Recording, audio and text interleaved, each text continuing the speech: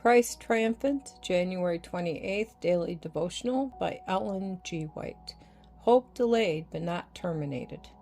When the fullness of time had come, God sent His Son to redeem those who were under the law, so that we might receive adoption as children.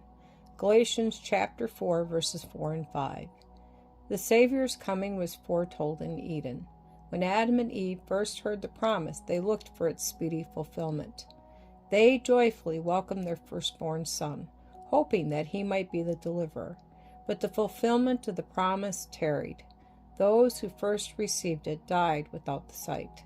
From the days of Enoch, the promise was repeated through patriarchs and prophets, keeping alive the hope of his appearing, and yet he came not. The prophecy of Daniel revealed the time of his advent, but not all rightly interpreted the message. The hand of the oppressor was heavy upon Israel, and many were ready to exclaim, "The days are prolonged, and every vision faileth." But like the stars in the vast circuit of their appointed path, God's purposes know no haste and no delay. Through the symbols, the great darkness, and the smoking furnace, God had revealed to Abraham the bondage of Israel in Egypt, and had declared that the time of their sojourning should be 400 years. Afterward, he said, shall they come out with great substance. Genesis chapter 15, verse 14.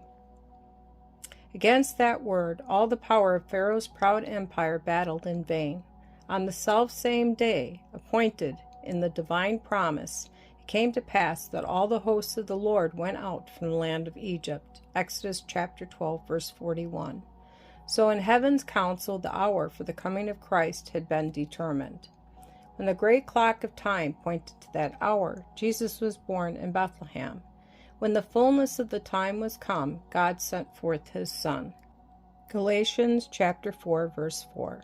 Providence had directed the movements of nations, and the tide of human impulse and influence, until the world was ripe for the coming of the Deliverer.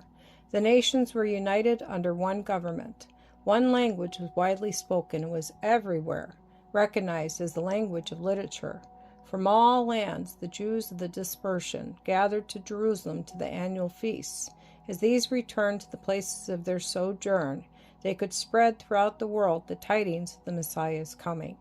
While few understood the nature of Christ's mission, there was a widespread expectation of a mighty prince who should establish his kingdom in Israel, and who should come as a deliverer to the nations.